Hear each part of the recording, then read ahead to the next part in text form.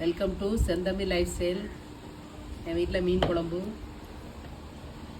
பாவக்காய் கூட்டு, மல்லித்தொவை.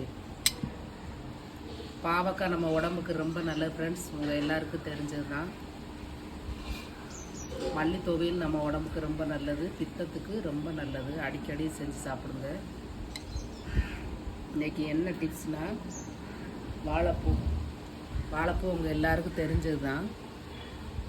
இதை பயன்படுத்த மாட்டோம், நம்ம அடிக்கடி வைக்க தெரியாது, இதை எடுக்க தெரியாது. அப்போ எல்லாருக்கும் பாருங்கள், வாழைப்பூ எங்கள் வீட்டில் உள்ளது. இந்த பூ எப்படி க்ளீன் பண்ணுறதுன்னு நான் சொல்கிறேன். எல்லாருக்கும் பாருங்கள். இதை எடுத்துடணும். இந்த தடிமனாக ஒரு நரம்பு மாதிரி இருக்குது, இதை எடுத்துடணும். அவ்வளோதான். இதை பொரியல் பண்ணலாம், பக்கடா பண்ணலாம். அப்புறம் இதை நான் என்ன செய்ய போகிறேன்னா, இந்த மாதிரி எடுத்து வச்சுருக்கேன். க்ளீன் பண்ணி நல்லா எடுத்துட்டு இதை நல்லா காய வச்சுட்டு இதை பவுட்ரு பண்ணி ஒரு டீ தூள் ரெடி பண்ண போகிறேன் ஃப்ரெண்ட்ஸ். இதை ரெடி பண்ணிவிட்டு எப்படி இருந்துச்சுன்னு நான் உங்களுக்கு ஒரு வீடியோவில் போடுறேன். இது சுகருக்கு ரொம்ப நல்லது.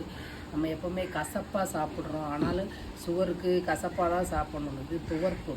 இது சாப்பிட்றது நம்ம உடம்புக்கு ரொம்ப நல்லது.